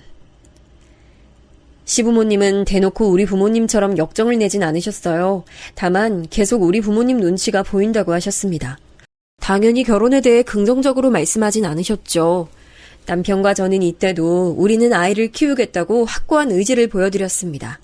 결국 어떻게 됐냐고요? 자식 이기는 부모 없다잖아요. 결국 저는 아이를 낳았습니다. 후기로 갈수록 심하게 배가 불러서 결혼식은 못했어요. 동네 창피해서 차마 나도 말을 못하겠어. 입양도 생각해봐. 아직 이르니까 혼인신고도 하지 말고. 알겠어? 그냥 일단 조용히 살아. 엄마는 내가 그렇게 창피해? 아기 키우고 나중에 대학 가도 늦지 않아. 엄마가 날 그런 식으로 대하면 나 너무 속상해. 엄마야말로 속상해. 네가 어떻게 엄마한테 이러니? 언니처럼 정상적인 사람하고 연애해서 결혼하고 아기 낳으면 엄마가 뭐라 해? 부모님과는 꾸준히 갈등이 있었어요. 엄마는 심지어 태어날 우리 아이를 입양 보낼 생각도 하셨습니다. 사실 부모님의 반대가 매우 심했던 건 바로 시댁의 경제적 형편 때문이었어요. 시댁은 안타깝게도 잘 사는 집은 아니었습니다. 남편에게 나중에 듣기론 운동도 집에 돈이 있어야 성공할 수 있다 하더라고요. 남편은 타고나게 키가 컸고 실력이 좋아 그나마 버티고 있었던 거라고 했습니다. 시부모님은 갑자기 생긴 아이 때문에 우리가 살림을 합치게 됐으니 서울에 있는 집을 바로 마련해주진 못하셨어요. 우리 부모님은 제가 출산한 이후에도 남편을 여전히 마음에 들어하지 않으셨죠. 그래서 결국 제가 시댁에 들어가 살게 됐습니다. 시부모님은 옛날 분들이라 고지식한 면모가 있긴 했어요. 그렇다고 심하게 시집살이를 시키진 않으셨습니다. 오히려 집안일은 두 분이 전적으로 담당하셨어요. 남편에겐 동생이 한 명 있었는데 남자였어요. 도련님은 그때 고등학생이었습니다. 운동 쪽으로 나간 남편과 달리 도련님은 공부를 매우 잘했어요. 그래서 온 가족이 도련님 눈치를 봐야 했죠. 형수님, 애기 우는 거 좀 달래주세요. 저 집에서 도저히 집중이 안 되잖아요. 울음소리가 얼마나 거슬리는지 아세요? 아, 죄송해요. 금방 그치게 할게요. 달랜다고 달래는데, 시끄럽죠. 저 공부 잘하는 거 아시죠? 성적에 예민하잖아요. 형수님도 아시면서. 도련님은 학업 스트레스가 이만저만이 아니었는지 저에게 매번 불만을 표출했어요. 어찌나 눈치가 보였는지 모릅니다. 시부모님도 저에게 시집살이를 안 시키는데 시누이도 아닌 미성년자 도련님의 눈치 때문에 제가 많이 힘들었던 기억이 나네요. 아기는 딸이었습니다. 우리 친정 부모님은 아기가 태어나고 시간이 지나자 점점 태도가 변하셨어요. 분명히 아이를 지우라고 하고 입양 보내라고 했었는데 아이가 커가면서 아이를 받아들이기 시작하셨습니다. 예쁘긴 하네. 아유, 너 어렸을 때랑 웃는 얼굴이 너무 똑같다. 역시 딸 아니랄까봐. 아유, 그래, 뭐 필요한 거 있으면 말해. 엄마와 아빠는 제가 대학에 가지도 않고 바로 아기를 키우는 게 안타까우셨나 봐요. 당신들이 나서서 제 일도 구해주셨어요. 어릴 때부터 아버지 서재에서 워낙 전공 분야 지식을 쌓기도 했고 또 아이가 생기기 전에 사무보조 일도 했었잖아요. 그래서 집에서도 할 수 있는 간단한 문서 일을 마련해 주셨습니다. 시댁에서 아버지 연구에 대한 기초작업 일을 하며 저도 생활비를 벌었죠. 남편이 아직 학생이라 일이 없었거든요. 친정 부모님은 조금씩 마음이 풀리기 시작한 뒤로 넌지시 독립을 제안하셨습니다. 김서방하고 따로 둘이 나와서 살래? 돈은 엄마랑 아빠가 보태줄게. 네가 편한 방향으로 생각해봐. 부담 가지지 말고. 알겠지? 아니야, 괜찮아. 시부모님이 나한테 잘해주셔. 그리고 지은이 키우는 것도 나보다 훨씬 잘 봐주고 계셔. 실제로 시부모님, 특히 시어머니는 제 딸아이 육아를 정말 많이 도와주고 계셨어요. 어쩌면 남편과 저보다 더 열정적이고 세심하셨죠. 시어머니가 요리를 잘하셔서 제가 딱히 시댁에서 살림하는 것도 없었습니다. 청소나 빨래는 시아버지가 다 하고 계셨거든요. 우리가 해준 것도 없는데 아가 네가 몸이라도 편해야 하지 않겠니? 난 네가 우리 집이라고 생각하고 편하게 있었으면 좋겠어. 그렇게 말씀해 주시니까 제가 너무 감사하죠. 지은이 육아도 두 분이 거의 다 해주시니까요. 그렇게 저는 시댁살이가 힘들지 않았습니다. 친정에서 도움을 주겠다고 해도 나가지 않은 이유가 바로 이것 때문이었죠. 또 남편이 졸업하고 선수 생활을 시작하면서는 더욱 분가 생각이 없었어요. 아무래도 운동선수라 제가 내조할 일이 많았거든요. 경기에 따라다니고 그러면 시간이 부족했습니다. 제가 제 일도 있으니 많은 육아에 신경을 쓰기 힘들 때마다 시부모님이 많은 도움을 주셨죠. 그리고 그렇게 살면서 시간이 흘러 도련님이 대학에 갔고 졸업하고 바로 취업하더니 결혼한다고 동서를 데려왔어요. 분명히 제가 처음에 결혼할 때 미성년자였는데 어느새 커서 결혼한다고 하니까 감회가 새로웠습니다. 아, 제가 영어 강사로 일하고 있어서 영어는 자신 있어요. 해외파는 아니고 국내에서 공부했는데 저처럼 잘하기 쉽지 않다고 원장님이 말씀하셨어요. 저도 그 말에 전적으로 동의해요. 어머님, 아버님, 혹시 해외 가실 일 있으시면 저 데리고 가세요. 제가 통역해 드릴게요. 동서의 첫인상은 굉장히 자신감에 차 있었어요. 당당하고 자신에 대해 뽐내는 걸 자연스럽게 하더라고요. 영어 강사로 일한다던데 굳이 거기서 제가 영어를 잘한다는 사실을 알리진 않았습니다. 남편은 제가 영어를 잘하는 걸 알고 있었는데 시부모님은 잘 모르셨어요. 결혼도 아이가 생겨 얼떨결에 결혼식도 없이 살게 된 경우라 우리 집안에 대해 잘 모르셨습니다. 워낙 무던한 시부모님 덕분에 동서는 결혼 허락도 쉽게 받았어요. 그런데 동서는 보면 볼수록 신기한 사람이었습니다. 형님, 혹시 아까 부엌에 있던 애플, 사과요. 사과 못 보셨어요? 제가 밥 먹고 후식으로 먹으려고 했거든요. 나이프, 칼은 있는데, 어디 갔지? 동서는 본인이 영어를 잘한다는 자부심이 굉장히 강했어요. 그래서 일상생활에서 말할 때도 단어에 영어를 꼭 섞어 말했습니다. 사실 속으로 많이 웃겼어요. 어린 시절과 고등학교까지 해외에서 나온 제가 듣기엔 너무 부족한 실력이었거든요. 그래도 티를 내면 민망하니까 혼자 속으로 넘겼습니다. 동서와 갈등을 일으키기도 싫었거든요. 그런데 저는 시댁살이를 하고 있었으니 자꾸 보게 되더라고요. 동서는 허영심도 좀 강한 편이었어요. 예를 들어 친언니가 자기가 사용하지 않는다며 제게 명품백을 하나 줬을 때가 있었어요. 언니는 워낙 형부도 잘 사는 편이라 가방이 많았습니다. 근데 저는 명품에 관심이 없기도 했고 또 남편이나 제 벌이가 높은 편이 아니니 가방이 없었어요. 야, 넌 무슨 그래도 명품 가방은 하나 정도 있어야 나중에 결혼식 갈 때 쓰지. 언니 집에 가방 많으니까 이거 하나 가져. 그래도 명색이 교수부부 딸이면서 그렇게 시장 바구니를 들고 다니면 어떡해. 언니, 나는 근데 이런 명품에 관심이 없어. 그리고 뭐 어때? 교수부모님이어도 내가 대학도 못 나왔잖아. 말이 나와서 그러는데 너 이제 지은이도 어느 정도 컸잖아. 수능 봐서 대학 가는 거 어때? 일단 입학하고 졸업하면 그 뒤는 엄마랑 아빠가 알아서 해주실 텐데. 진짜 관심 없어? 언니 말을 듣고 곰곰이 집에 와서 생각했어요. 남편이 선수 생활을 언제까지 할 수 있을지도 몰랐거든요. 또 현실적으로 아이가 크면서 들어가는 돈도 만만치 않았습니다. 시부모님은 경제적으로 우리 부부에게 도움을 주실 수 있는 형편은 전혀 아니었어요. 남편도 완전히 잘 나가는 선수는 아니었으니 현실적으로 제가 대학에 가서 취직하는 게 어쩌면 좋은 방법이었습니다.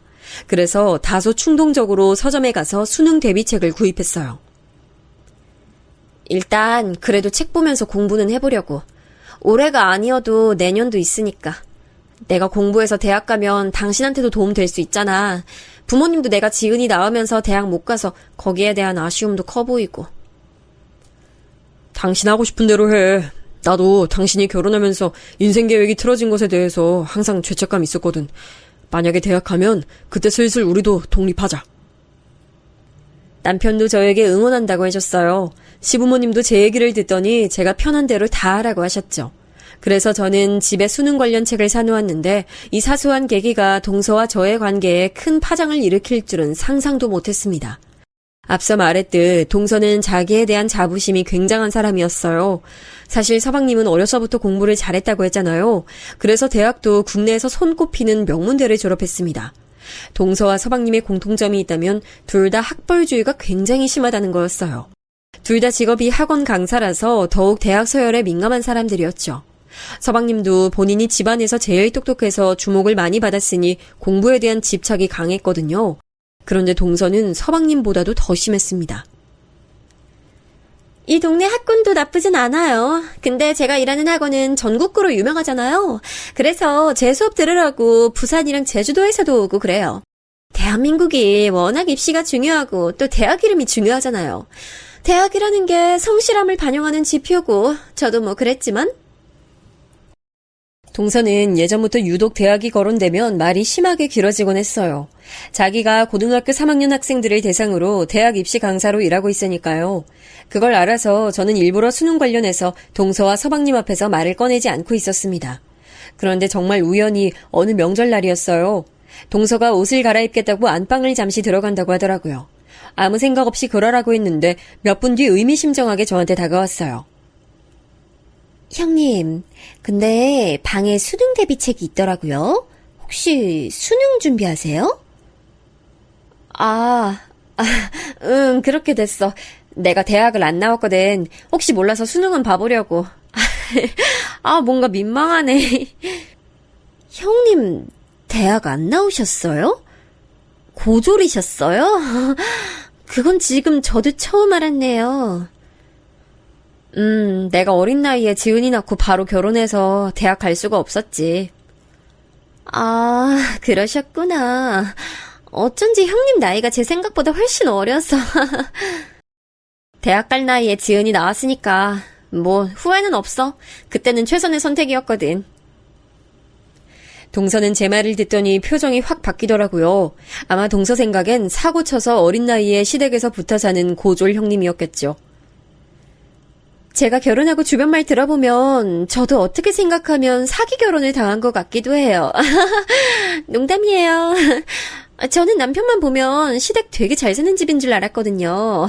근데 이렇게 평범한 집안에 형수는 고졸인 줄은 몰랐네. 아니 뭐 그럴 수도 있나? 그래도 시부모님이 사람은 다 좋으셔. 우리한테도 딱히 기대하거나 그러시는 거 없잖아. 그렇긴 하죠.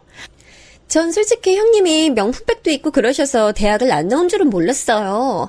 그런데 아주버님도 운동하셔서 지은님 나중에 고등학생 되면 우리 학원 보내세요. 남편하고 저랑 전담으로 봐드릴게요.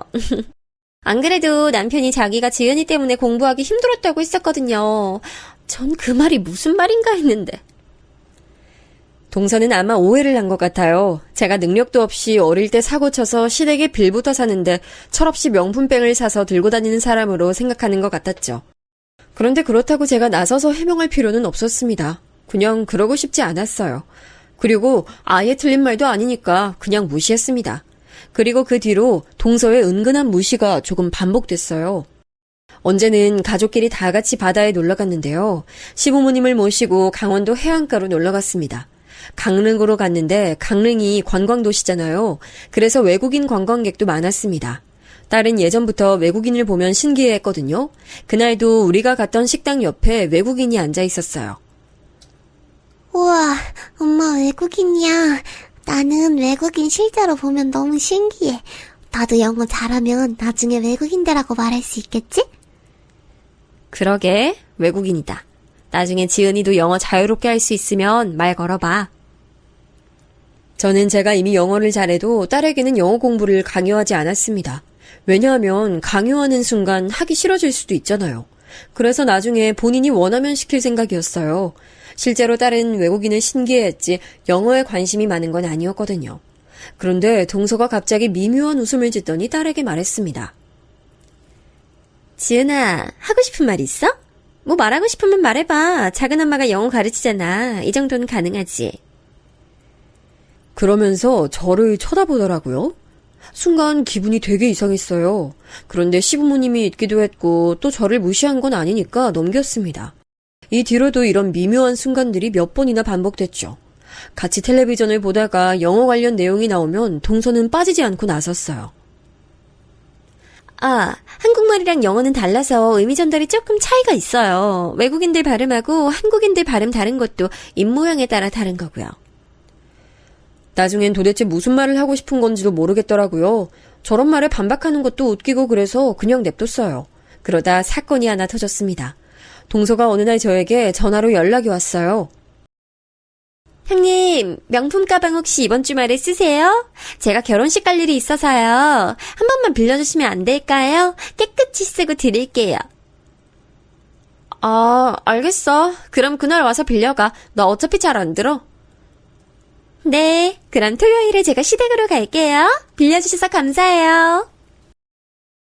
동서가 언니가 준 제 명품 가방을 들겠다고 하더라고요. 동서는 심지어 그날 결혼식을 간다며 저에게 시조카까지 맡기고 갔습니다.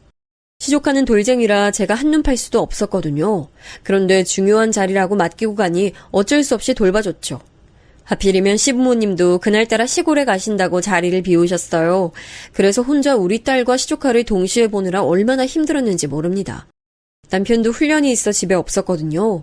그런데 분명히 늦어도 3시면 온다고 했던 동서는 제가 아이들에게 저녁을 먹일 때까지 오지 않았어요. 훈련 갔던 남편이 올 때까지 돌아오지 않았죠. 전화를 몇 번을 했는데 받지도 않더라고요.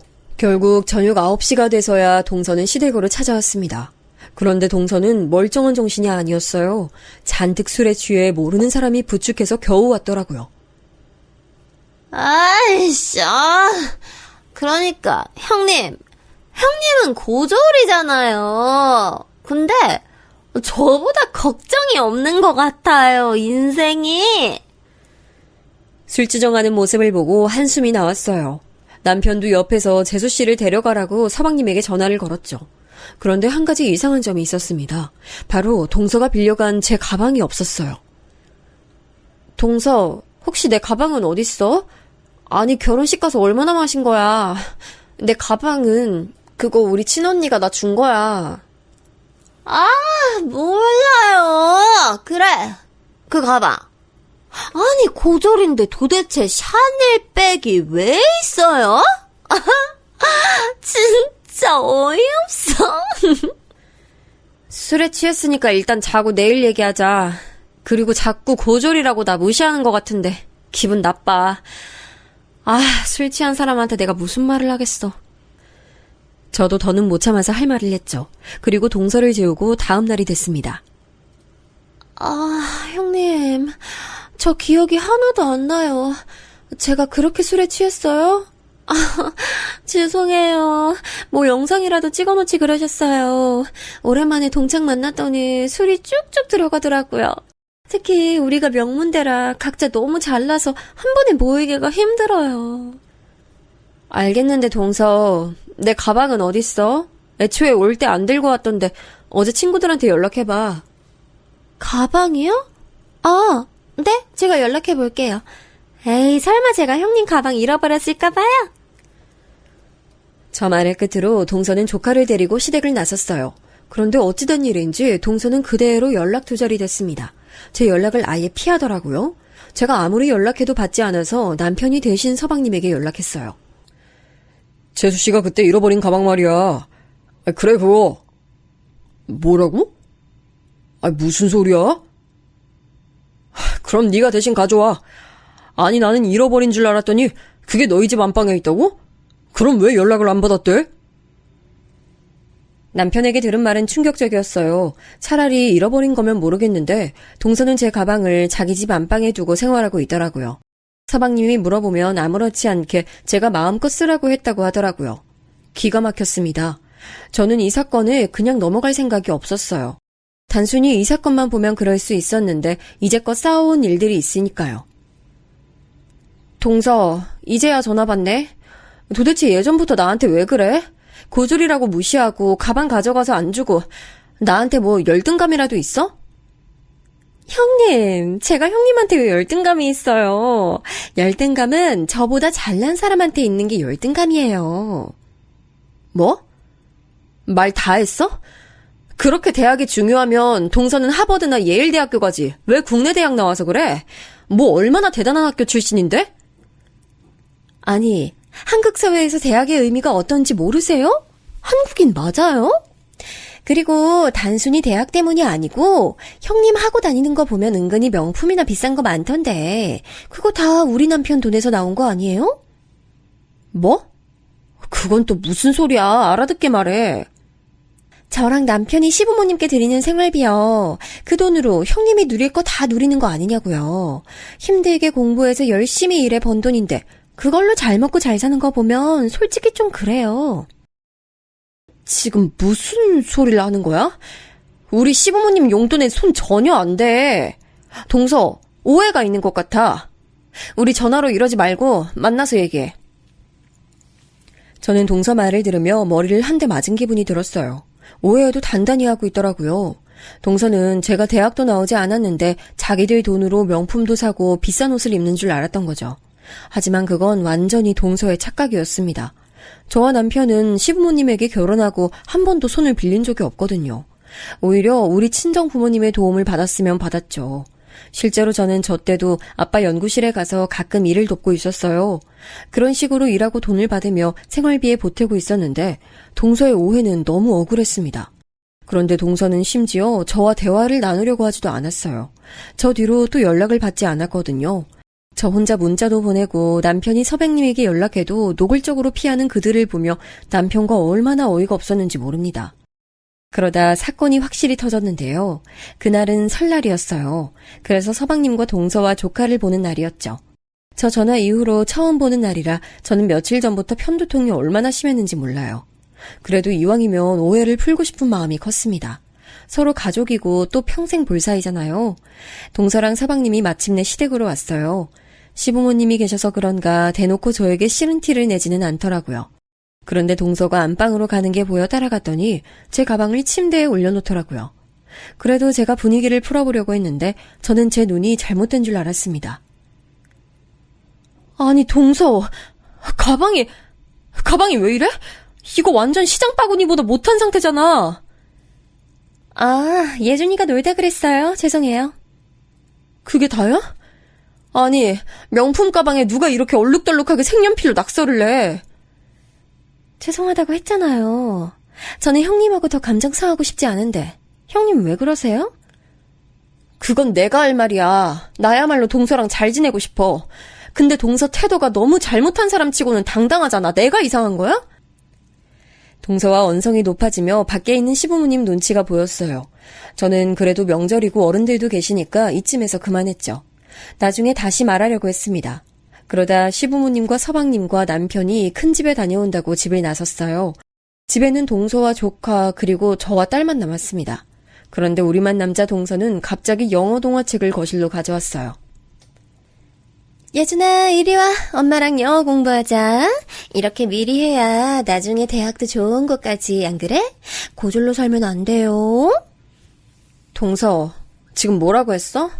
나 들으라고 한 말이야? 애들 앞에서도 이럴 거야? 제가 언제 형님 보고 고졸이라고 무시했나요? 제가 제 아들한테 공부하라는 말도 못해요? 동서가 고졸 무시하는 거 하루 이틀도 아니잖아. 진짜 사람 적당히 무시해. 그리고 말 나와서 하는 말인데 동서 발음 진짜 별로야. 억지로 굴리는 거 내가 다 민망해. 저도 유치하게 나온 건 아는데 입을 멈출 수가 없더라고요. 그동안 억눌렀던 감정이 올라오기 시작했습니다. 그러자 동서도 얼굴이 새빨개진 채로 따졌어요. 저 지금 대학 입시 영어 강사예요. 고졸인 형님한테 발음 지적을 당해야 돼요? 고졸이 알파벳은 알아요? 파닉스는 알고 저한테 그러시는 거냐고요? 뭐? 알파벳? 파닉스? 나 고등학교 미국에서 나왔어. 지금 내 앞에서 영어로 우쭐대는 거야? 기가 막혀서 진짜. 그러면 저는 뭐 영국에서 나왔네요. 말론 누가 못해요? 됐어요. 그만해요. 동서가 먼저 시비 걸었으면서 뭘 그만해. 동서, 진짜 그렇게 살지 마. 저와 동서가 언성을 높이며 싸우니 딸과 조카가 울기 시작했어요. 순간 애들 앞인데 제가 너무했나 싶어 미안했죠. 저 뒤로 동서와 저는 냉전으로 식구들이 올 때까지 기다렸습니다. 속이 부글부글 끓었어요. 식구들이 집에 왔고 저와 동서는 티를 내지 않았습니다. 속으로만 다시는 동서를 상대도 하지 말아야지 생각했죠. 그리고 실제로 설날 이후로 서로 안부 연락도 하지 않았습니다. 3월엔 시아버지 생신이라 같이 한정식집에서 식사도 했는데 동서와 저는 눈도 마주치지 않았어요.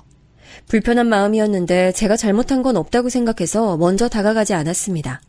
그러다 오늘 사연의 핵심인 사건이 터졌어요. 제가 아빠가 일하는 연구실에서 도움을 주고 있다고 했잖아요. 저도 이제 몇 년을 일해서 어느 정도 아는 게 많이 생겼습니다. 그래서 아빠와 언니도 저를 더 의지하기 시작했어요. 딸, 요즘 너무 바쁘다. 내일도 나올 수 있어? 마침 스승의 날이라 제자들이 찾아올 것 같아. 많이 바쁠 예정인데 도와줄 수 있을까? 알겠어. 지훈이 학교만 보내고 바로 갈게요. 아빠가 스승의 날이라 찾아오는 제자들이 많다며 제게 도움을 요청하셨어요. 아빠는 실제로 영향력도 강한 사람이고 다정해서 학생들이 졸업하고 계속 찾아왔거든요. 또 인맥이 매우 넓으세요. 그래서 제자들 취업 자리도 나서서 알아봐 주시죠. 그런 아빠에게 고맙다고 찾아오는 제자들이 많으니 기꺼이 가서 도와줬습니다. 그런데 저는 아빠 연구실에서 너무 놀라운 얼굴을 보게 됐어요. 동서? 동서? 아니, 여기 무슨 일이야? 형님? 형님이야말로 여기 무슨 일이세요? 아니, 아니, 그러니까 여기 대학교, 우리 아빠 연구실인데? 내가 예전부터 아빠 연구 돕고 있었어. 설마 동서, 우리 아빠 제자야? 형님이 정 교수님 따님이세요? 아이고, 미정이 왔니? 여기 우리 둘째 딸이야. 인사해. 아빠의 소개에 동서와 저는 서로 당황하기 시작했습니다. 알고 봤더니 동서는 아빠의 제자였어요. 그것도 지금 대형학원에서 일하는 것도 아빠가 원장님이랑 아는 사이라 추천으로 들어갔더라고요. 어안이 벙벙했습니다. 저보다 더 당황한 건 동서였죠. 얼굴이 새빨개져서 어쩔 줄 몰라 하더라고요. 제가 동서보다 빨리 결혼했고 또 사정상 동서 결혼식 때 우리 식구들이 오지 않았거든요. 워낙 간소하게 스몰 웨딩으로 해서 저와 남편만 참석했어요. 동서랑 제가 서로 사이가 좋으면 모르겠는데 그것도 아니라 서로 식구를 알지 못했죠. 사이 좋은 게 아니고 오히려 나빠서 사적인 얘기를 하지 않았을 지경이니까요. 우리 둘째 딸이 똑똑해서 날 많이 도와주고 있어. 애가 어릴 때부터 나 따라 외우고 했거든. 미국에서 고등학교를 나와 영어는 나보다 잘해. 그치. 나는 뭐 발음이나 파닉스, 알파벳 정도는 껌이지. 안 그래? 그건 네가 어릴 때부터 영국이나 호주도 다녀서 악센트를 나라별로 알잖아. 아니 내가 그래서 지은이도 여러 나라 데리고 다니라고 하잖아. 너처럼 영어 잘하면 이렇게 나중에 내 일도 도울 수 있고 말이야. 아니, 누가 나한테 알파벳은 아냐고 하더라? 나 고졸이잖아. 에? 아이 고졸이면 어때? 아빠랑 엄마가 너한테 대학 얘기해서 그래? 이제 안 그러잖아. 아이 수능 포기하라고 했더니 갑자기 그 얘기가 왜 나와? 아니, 나도 대학 졸업장이 그렇게 사람 무시할 정도로 대단하다고 생각하진 않아. 근데 누가 나한테 고졸이라고 볼 때마다 무시해가지고. 형님, 저랑 밖에서 얘기 좀 하실래요? 동서는 똥 마려운 강아지 마냥 굴더니 저를 데리고 나갔어요. 형님, 제가 너무 죄송해요. 저는 형님이 교수님 따님인 줄 전혀 몰랐어요. 만약 알았다면 절대 그러지 않았을 거예요. 진짜로요. 제가 너무 죄송해요. 저희 앞으로 잘 지내봐요. 제가 형님 대접 제대로 해드릴게요. 동서는 그게 문제야. 내가 우리 아빠 딸이면 안 그랬다고? 그게 아니고 대학 학벌로 사람 무시하는 그 태도가 잘못된 거라고 생각 안 해봤어? 막말로 내가 솔직히 이런 말은 안 하려고 했는데 예준이 말이야. 동서 아들. 영어 발음 너무 이상해. 동서가 이상한 발음으로 말하니까 애도 이상하게 하더라. 내가 이렇게 무시하면 동서 기분 좋아? 아니잖아. 네, 죄송해요. 제가 진짜 잘못 생각했어요. 다시는 안 그럴게요. 동서는 나한테만 안 그러는 게 아니고 생각을 고쳐야 돼. 그런 식으로 살면 지금처럼 주변에 아무도 안 남아. 저 말을 하는데 어찌나 통쾌했는지 모릅니다. 그동안 동서는 저를 항상 내리깔봤거든요. 그런데 이제 제가 오히려 팔짱을 끼고 흰색 가운을 입고 동서를 위아래로 훑다니 기분이 너무 좋았습니다. 저 뒤로 어떻게 됐냐고요? 동서는 다시는 제 앞에서, 아니 시댁에서 영어 부심을 절대 부리지 않았어요. 예전 같았으면 텔레비전에 외국인만 나오면 동서 입에서 분명 자기가 영어 강사라서 아는데 외국인들은 어쩌고 말이 나왔을 텐데요. 이제는 아예 못 본 척을 하더라고요. 속으로 얼마나 통쾌했는지 모릅니다. 아니 그런 일이 있었어? 너를 고졸이라고 무시했다고? 참 사람 그렇게 안 봤는데 너무 무섭네. 아니, 내가 심지어 그 박 원장하고 친해서 소개한 건데 내 딸을 무시한 사람이라니. 안 그래도 학부 성적이 안 좋아서 취업 못하고 있었거든. 불쌍해서 소개했더니 안 되겠다. 내가 박 원장에게 말해야겠어. 우리 친정 식구들에게도 그동안 있었던 일을 쭉 말했어요. 내가 고졸이라고 그동안 무시당했었다 하니 가족들은 크게 화를 냈습니다. 특히 저를 많이 아끼는 아빠가 심하게 화를 내셨어요. 그리고 통쾌한 일이 일어났습니다. 형님, 제가 정말 너무 죄송해요. 다시는 그러지 않을게요. 저 그 학원 잘리면 그 정도 월급 받을 수 있는 곳이 없어요. 거기가 동종업계 최고 대우였거든요. 한 번만 봐주세요. 네? 형수님, 저도 이렇게 빌게요. 아내가 거기 그만두면 현실적으로 월급이 반은 깎여요. 그것까지 제가 신경 써야 하나요? 저는 고졸이라 생각이 짧아서 그렇게는 안 되겠어요. 직장은 알아서 해결하세요.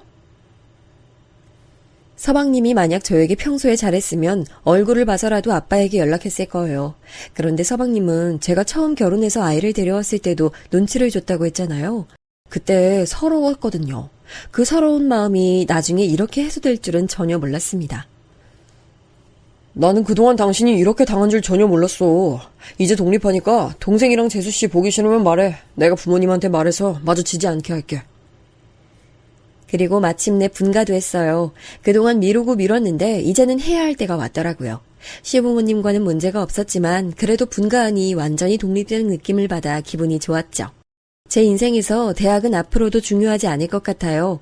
홧김에 수능책을 사서 이 사건이 일어나긴 했지만 대학을 갈 생각은 전혀 없어요. 그냥 이대로 제 삶에 만족하며 살려고 합니다. 나는 네가 이렇게 고졸이라고 무시당하는 줄은 몰랐지. 아이, 대학 졸업장이 뭐가 그렇게 중요해?